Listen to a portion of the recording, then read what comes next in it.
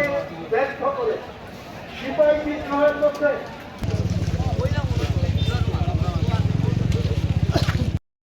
আমাদের এখানে অতিথিরা আছেন, কি ছিল এখন কি হয়েছে সেই ওয়াকফ বিল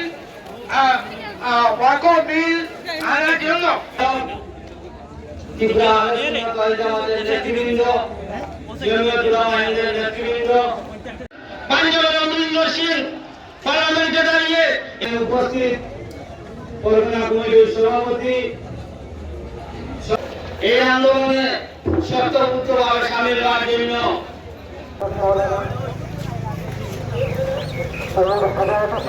যে অধিকার আছে সে অধিকার সর্বপ্রযত্নে রক্ষা করার জন্য আমরাও সমানভাবে আপনাদের সঙ্গে ত্রিবর্ণরঞ্জিত আমাদের জাতীয় পতাকা নিয়ে আপনারা আছেন।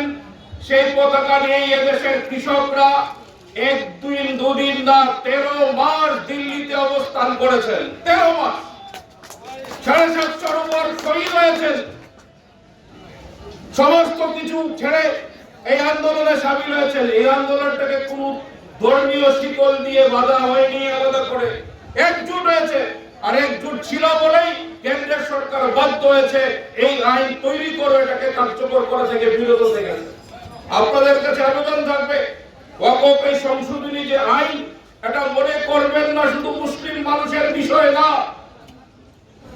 নিশ্চিতভাবে একটা নির্দিষ্টভাবে মুসলিম মানুষরা এটা ক্ষতিগ্রস্ত বা লাভবান হবেন, কিন্তু এটাকে রক্ষা করার জন্য প্রশ্নে যে বিষয়টা এসেছে, পার্লামেন্টে 40 জন মাত্র ইসলাম ধর্মাবলম্বী মানুষ আছেন, মুসলমান মানুষ আছেন, তাহলে 232 জন হবেন কেমন করে?